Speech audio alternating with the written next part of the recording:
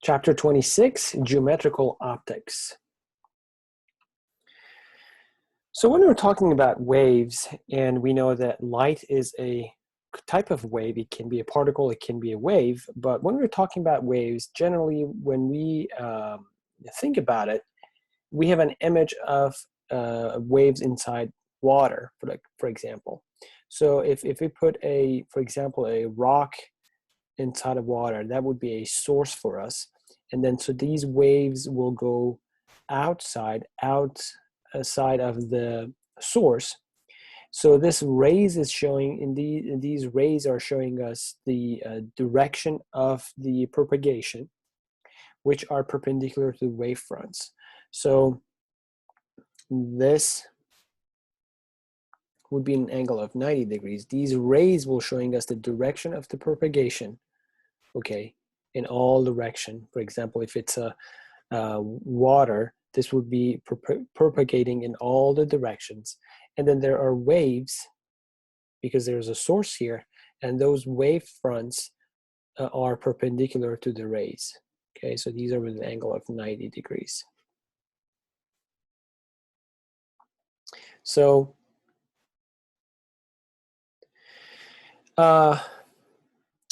if we go really, really far away, so that's our source here. Okay, so this is our source. All right. Source of the wave. And so these are the rays. All right, and these are the wave fronts. As you go really, really far away from the point or from the source, eventually when it's really far away, the wave front will look like a rectangle. Okay, so rectangle shape. And the rays will be parallel to one another. So we have rays that are parallel to one another. These are showing the direction of the propagations, okay? And these are the actual wave fronts. As you can see, this is a rectangle and this is a rectangle. And the rays, eventually when you're really, really far from the source, will be parallel with respect to one another. So these rays that you can see, if you go really far away, you'll end up looking like that, all right? So when these rays or light hitting a surface, for example, what we have here is a mirror, okay? So here is a reflective surface or a mirror. There is a law that is called law of reflection, meaning that we have an incident wave. Okay, so this is a ray, by the way, okay? And this is again the same ray, but this time it's being reflected, so that's what we call it, reflected waves and incident wave. And then they are making the same angle with respect to the normal line. So the normal line is a line that is perpendicular with an angle of 90 degrees with respect to the mirror, okay? This incident ray or incident wave will have the same angle with respect to this normal line as for the reflected wave. So in other words, if I want to show it from a side view, okay, what I have is this. So let me actually go ahead and, so this is my normal line. All right, so this is normal. Remember, this is normal to the surface, all right? So this is normal to the surface, meaning that this is 90 degrees. Now, if I go back to do that, then you would have your incident ray, and you would have your reflected ray or wave, and then so these are with the same angle. Incident, reflected, and they are the same, so theta of I should be equal to theta of R. All right, so these two are the same. That's the first law, or what we call it, the law of reflection. Now, this has a very interesting application. We have a diffused or specular reflection. So in a specular reflection, what you have is you have a clear, a well-defined, sharp image, because essentially the surface is the surface is in a way that it can reflect rays parallel if they were parallel. So in other words, I have a parallel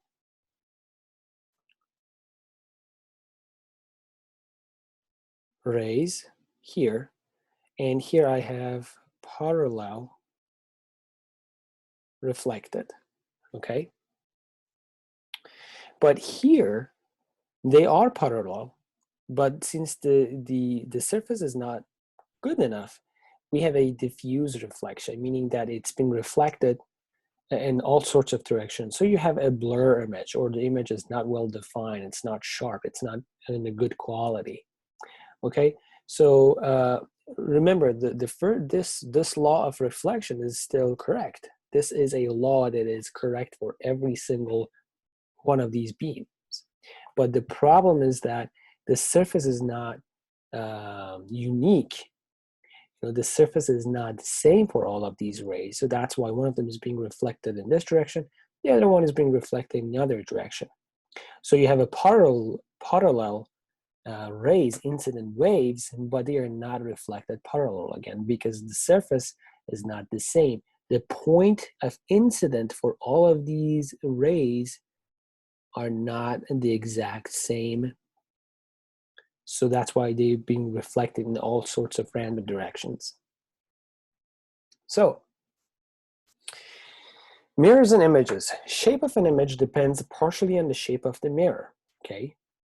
We have a plane mirror, or, you know, they are flat, and the image is naturally proportional, okay? And we have a convex mirror, which is they will diverge the light rays, okay? They are curved outward, okay? The curvature is outward, and the images look thinner, slender, okay? So if I wanted to show it, maybe I would be able to show it this way. So let's see. And I need, okay, so the curvature is outside, meaning that the inside, okay, is not reflective. This is like outside of the spoon, okay? So this is the reflective side, okay? If you have an incident wave coming in or incident ray of light coming in, it will be diverged. It will be reflected out. And on the other hand, the concave mirrors, okay, the concave mirrors, which if I want to show it, I would be able to show it this way. The curvature is inside, so I am putting some dashed lines outside to indicate that the inside is reflective, okay? And they are not diverging anything, okay? So this is like an inside of the spoon, okay? Like inside of spoon. And this is outside of a spoon. Okay? So the curvature is inward, all right? The image look fatter a little bit. So the plane mirrors, let's first talk about the plane mirrors, or just, you know, a flat mirror.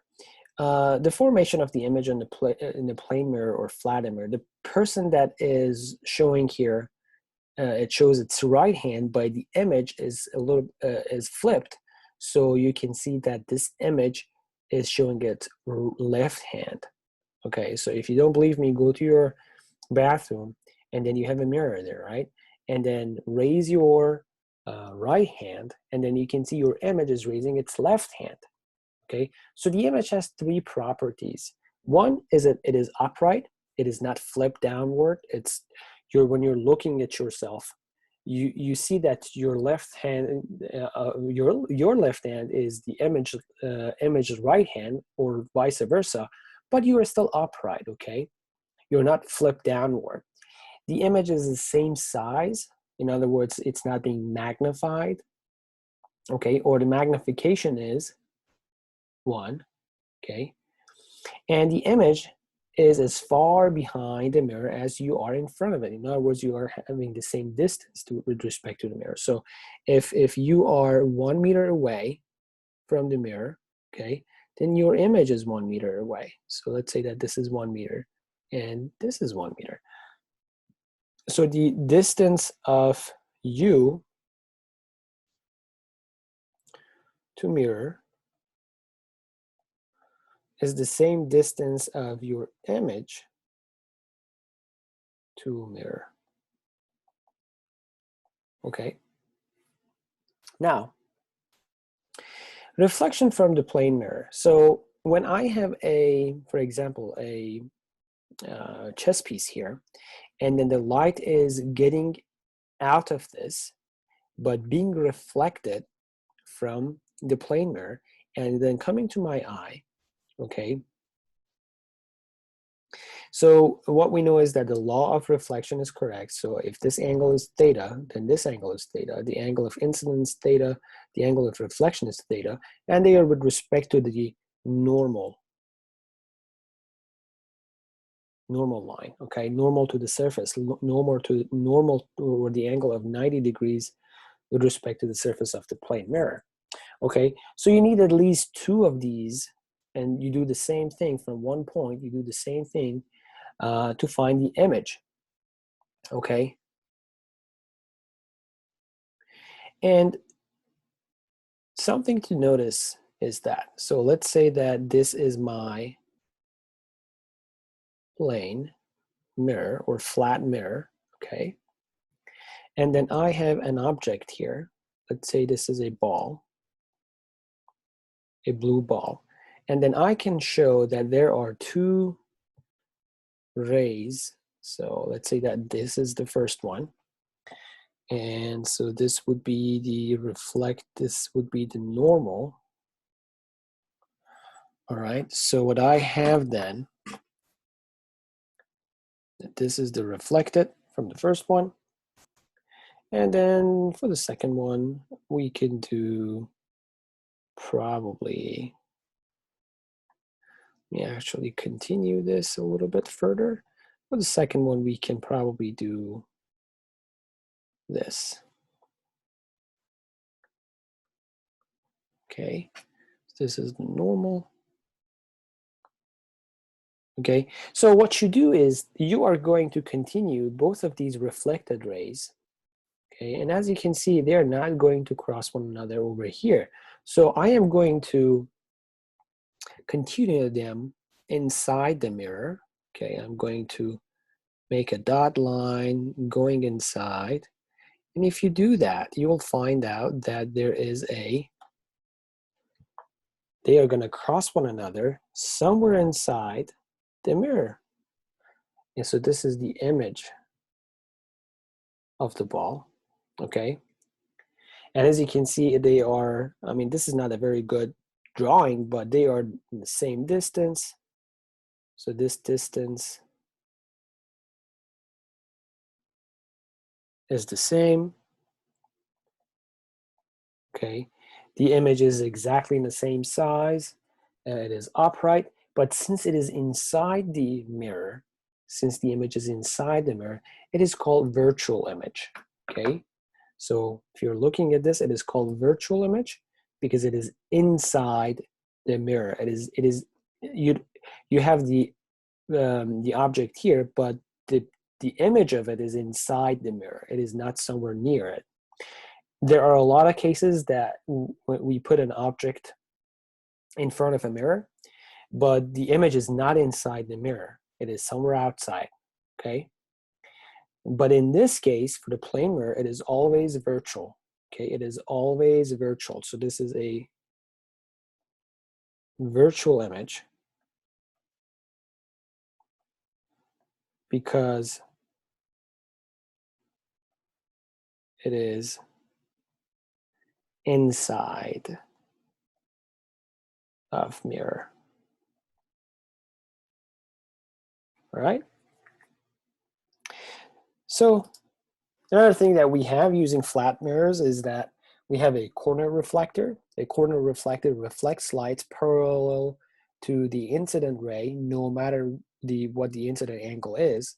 So if I have a incident ray, for example, like that, it will be reflected 3 times, right? 1, 2, 3, and then this reflected, the last reflected beam will be parallel with respect to the incident, the first one. So this is in, so second, third, and fourth. And as you can see, the ray number one is parallel to ray number 4. So, which is reflected. So no matter what the first incident angle is, it will be always reflected parallel to the incident one, or to the incident ray. So application of a plane mirrors, it can be used in a magic, fun mirrors, amusement parks, instruments. A lot of instruments are using the plane mirrors.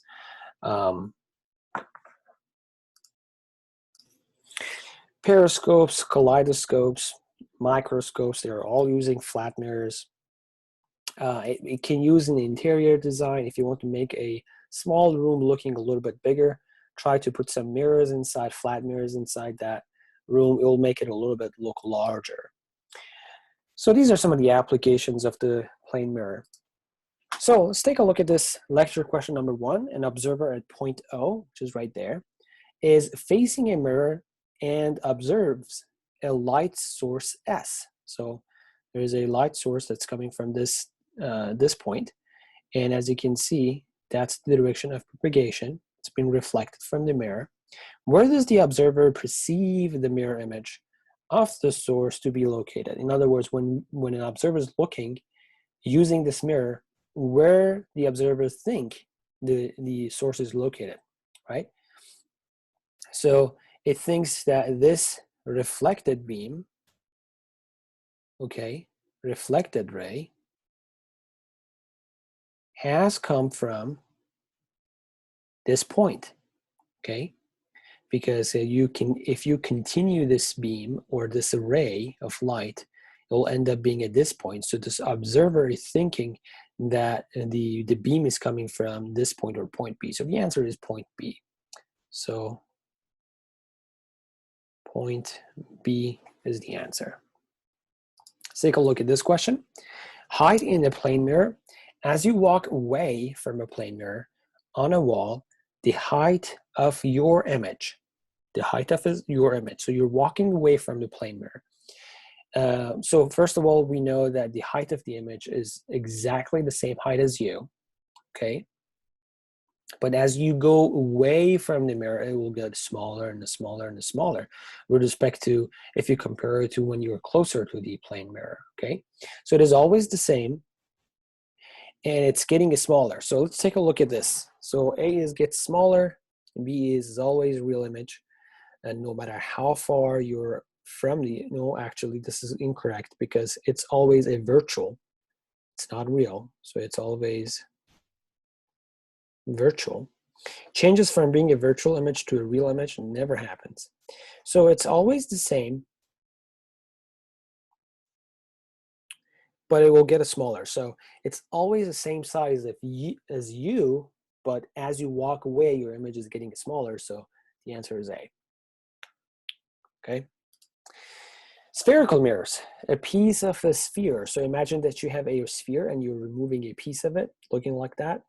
Those could be either a convex mirror or concave mirror, okay?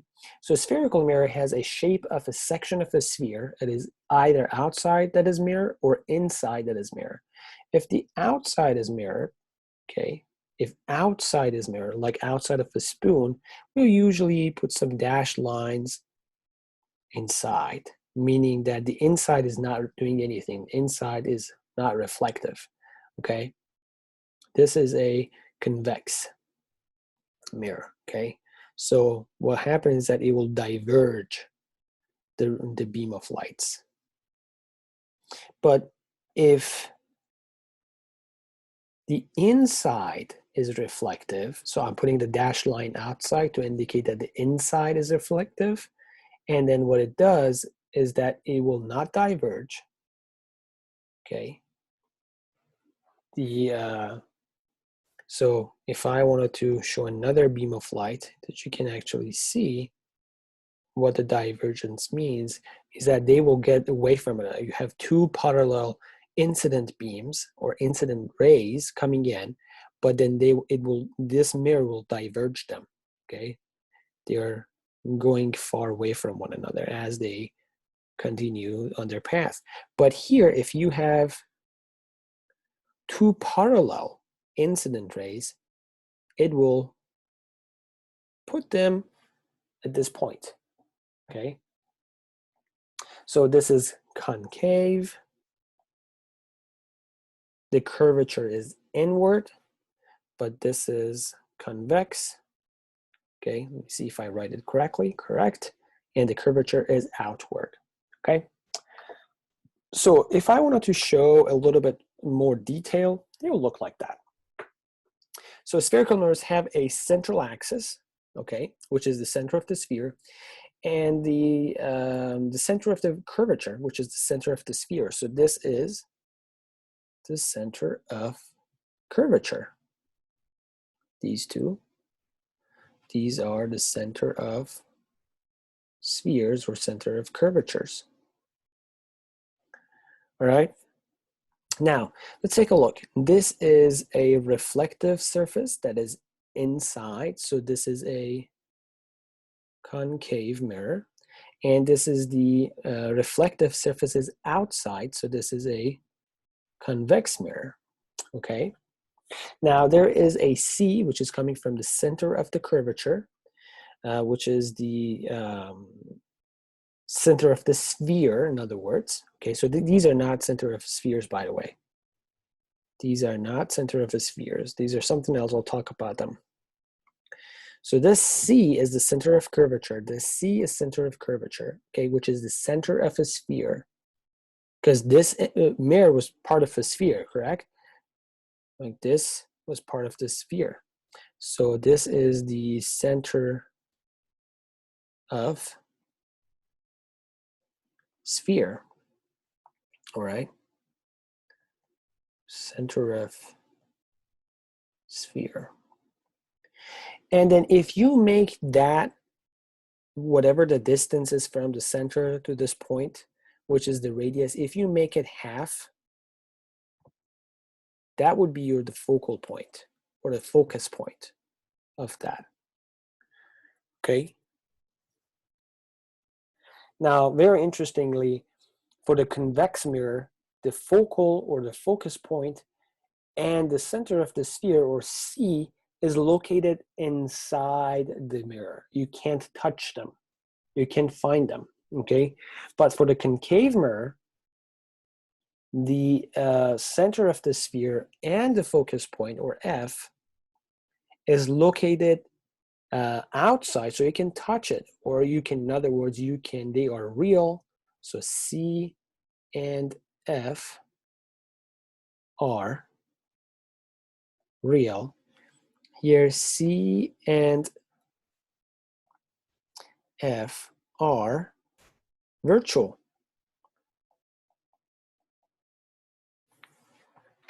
Okay. And one other thing that I would like to say is that remember that this was R. Okay, because this is the radius. So this is R over 2. Same for here. This is R over 2. Okay, so when I was talking about the divergence of the convex mirror, so parallel ray hitting a spherical mirror come together at the focal point or appear to come together from a focal point if the mirror is convex. So if I have all of these parallel incident rays, okay, if it is a convex mirror, it will diverge them. So these are all the diverged rays that are not parallel to one another anymore. Okay, they're getting away from one another. But if I continue them and go inside, they will hit one another at the focal point. So that's why the focal point is virtual. This is a virtual focal point. It doesn't exist. You can't touch it because it's inside the mirror, okay? It is inside the mirror. This is where all of those lines are crossing one another, right there, okay? On the other hand, if your mirror is concave, okay, all of these parallel lines will be all come to this focal point or focus points, because that's what the concave mirror does, okay? It will bring everything together. All right, so all of these parallel incident rays will be come together in the point which is called focus point. All right, so again, the first law, or the law of reflection, is still correct and it's still in place. When you're for example, take a look at this. You have a incident ray coming in, and then in order to find the normal line, the normal dash line, this is the normal line, okay, which is an angle of 90 degrees. And then with respect to this angle is theta. So this is theta I, and then this is theta F. So theta I should be equal to theta F based on that law. So in other words, if I want to do that, then I will have this to be my angle of reflection, or to the ray of reflection. If you do that for every single one of them, they will all come and cross one another at this point, which is called focal point or focus point, okay? So that's the difference between a concave and convex mirror. And the F here, F is not virtual.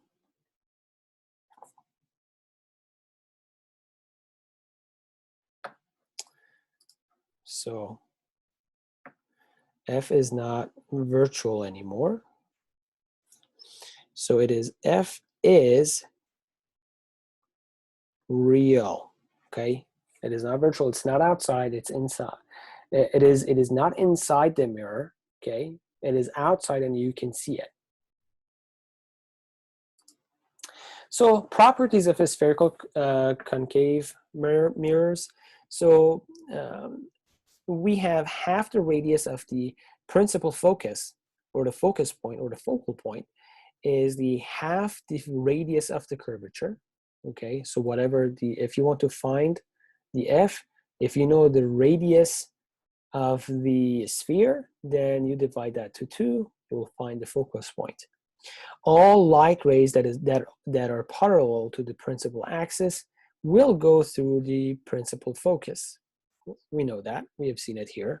All of these parallel lines, parallel to what? Parallel to this line, okay? In other words, they are parallel to the principal axis, okay?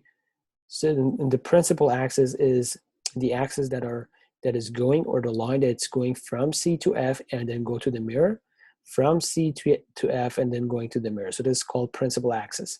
Now, all the light rays that is parallel to the principal axis, okay, parallel to what? To the principal axis. This is extremely important. You actually go ahead and highlight that, okay.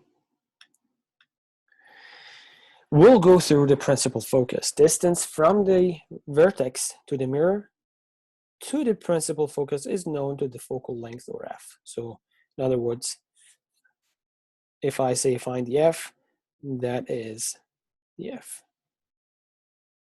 Okay, that's the F, or the focus point. Location of the image can be found in 3 ways, either experimentally, you do an experiment to find the location of the image, graphically, or using a formula. So As I said, the focus point or the focal length of the convex mirror R of radius R is inside, so it is virtual. So in order to show that, we use a negative number because it is virtual. But since it is a real for concave, we use a positive number for that. So in other words, we say F is a negative number for convex, and F is a positive number for concave. All right, this is convex is virtual, and concave is real.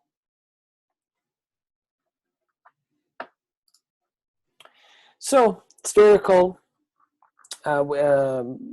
aberrations. Now this has happened in many scientific cases. I'll show one of them in the next slide. But what's happening is that we have made an assumption here that the rays do not hit the mirror very far from the principal axis, okay? And so if they do, the image is blurred. It is called spherical aberrations and can be fixed by using parabolic mirror instead. In other words, these parabolic mirrors are also called adaptive optics, okay? So if you're looking at this, you have a 3 incident beams that are parallel, but they're really far away, so when they are being reflected, they don't necessarily reflect directly to the focus point because they are, so this one does, okay? This one is okay. It is going through the focus point because it is close to the principal axis, okay? So this is the principal axis, all right? But the other two are really far away, so when they're getting reflected, they don't necessarily go through the focal point or the focus point here, all right? So instead, we use the parabolic mirror instead. Rather than a spherical, we use parabolics, and then this will fix the problem for us. This is called a adaptive optics. We use this for Hubble Space Telescope. So it was initially just use a spherical mirror, and then that will cause a lot of out of focus images reported from Hubble Space Telescope. But then later on they use corrective or adaptive optics, and then it got fixed. If you search for on internet or Google, if you search for Hubble Space Telescope blur images or out of focus images and how they fix that, you can find a lot of good information out of it. Ray tracing of 4 mirrors. This is very, very important. So I'm going to highlight that. All right, so here we go. So we use 3 principal rays in finding the images produced by the concave mirror. 1, so 1, 2, 3. The parallel ray or P ray reflects through the focal point. The focal ray or F ray reflects parallel to the axis or the principal axis. And 3, the center of the curvature ray, C ray, reflects back along the incoming path. So remember, these 3 are very important. Okay, very important. Okay, so let's take a look. So I have an object here between F and C. I know that this is R over 2. Okay, let me get rid of what I just did. I don't know what I did, but I did it. So let me get rid of that. I'm going to a smaller pen. So this is R over 2. Okay, and by the way, this is R, because from the center to this point is R, or radius. And so let's say that I have an object there. So let's try the first type of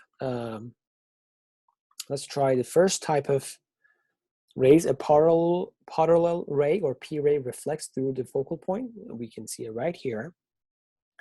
All right. So there is a parallel to the axis, to this principal axis. This ray is parallel, and it's being reflected in a way that's going through the focus point. And let's try the second one, or the second law. The focal ray, or F ray, reflects parallel to the axis. So if there is a ray coming out of this top of this object, and it's going to the focus point and hitting the mirror, reflecting from it, it will be reflected in a way that is parallel to the principal axis. Okay. So the third one, which we don't have it here, but I'm gonna try kind of showing it to you, is this. So this is F, and this is C. So if there is a beam of light going from the center, hitting the surface of this sphere, and then getting reflected, it will be reflected on its own path. Okay, so that's the third type. And let me actually put numbers in front of them so we know which one we are referring to.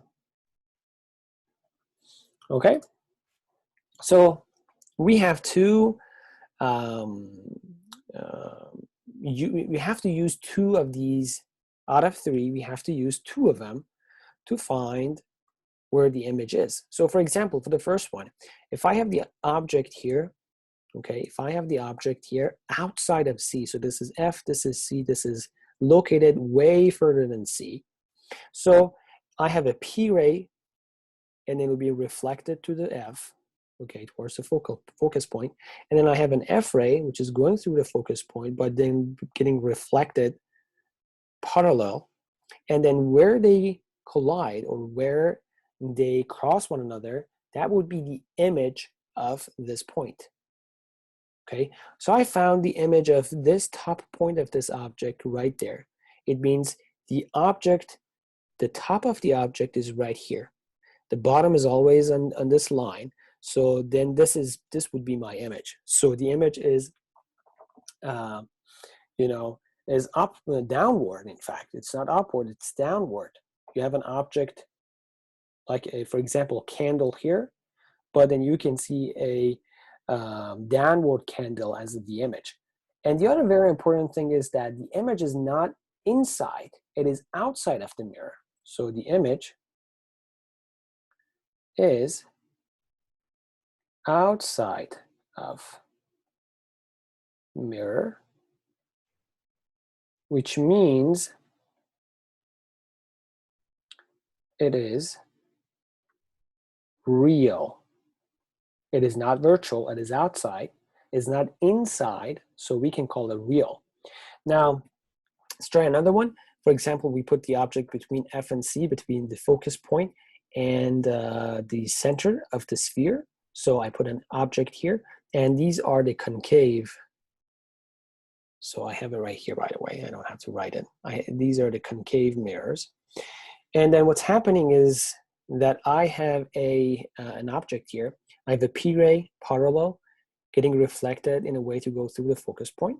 And I have an F ray going through the focus point and then getting reflected parallel. The point that they hit one another is the image of the top point, okay? Because they're coming from the top point, so they get, this would be the image of that point. And then you can see the image is a little bit bigger. This one was a smaller, this one is bigger. So this is a smaller image. But here you have a bigger image. Okay. And the other properties that they have is that it is inverted, okay? And it is way outside. I mean, it's not way outside, but it's outside of C, okay? So the distance of the image is bigger than R, okay? If you do the same thing for the convex mirrors, okay, for the convex mirror, you'll always end up having the same thing. So I have an object that is located, in front of a convex mirror, Okay, so I have a parallel ray, or the P ray, and then it gets reflected because this mirror is doing a diverge. Okay, it is getting things away from one another, so it will be reflected in the way to go. If you continue it, it will go through the focus point. So one more time, you have a parallel ray parallel to the axis, to the principal axis, but it's getting reflected in the way to go, reflected in the way that if you continue it, it will go through the focus point. And then you have a C ray, which is going to the center. If you continue, it will go through the center, but it will be reflected on its own path. And then you have an F ray. Okay, F ray is going, if you continue, it will go through the focus point, but it will be reflected parallel. Okay, for the convex mirror, it's a little bit weird, but you'll get the idea. And then, so if you continue all of these rays, they will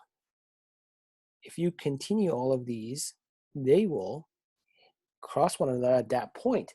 So the image of this top point is located right there. So the things that I can say about this image, that it is smaller, okay, it is inside, you cannot touch it. You cannot touch the image because it's inside, just like a flat mirror. So it is virtual, all right? And it is always upright, just like a flat mirror. It is not, downward or anything. It's always upright. And it is always,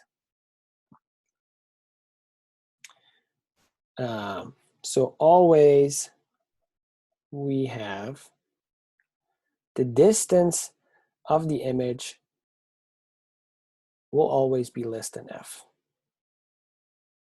So this is the d of the image. It's always less than f.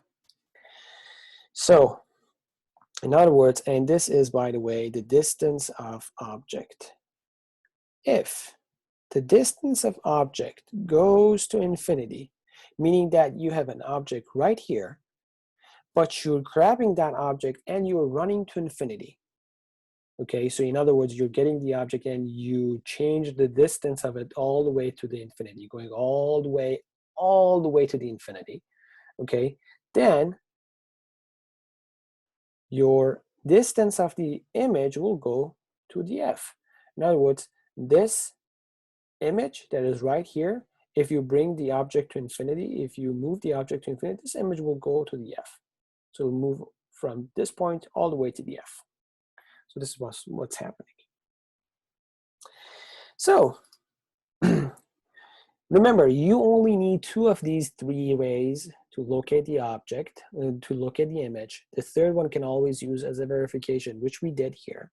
Okay, we used the third one, the C ray, to verify that it is going in fact at this point. And the image location, size, and orientation depends on where the object is relative to the center of the focus. For example, here, if the object is here, you have a smaller image, but if the object is here, you have a bigger image. So it depends on where you put the object. So these are some of the features of the images inside the spherical mirrors. If you have a convex mirror, any point will always give you an upright, reduced image size. It's smaller, okay, and virtual. But for the concave mirror, depend on where you are putting your object, you will have different scenarios, okay? Beyond C, at C, between F and C, just beyond F, just inside F, and between mirror and F, okay? So these are, remember, 2 of them are upright, and 3 of them, or the rest of them, are inverted. And then you have the exact same size. If it's located at C, the image is reduced, it's beyond C.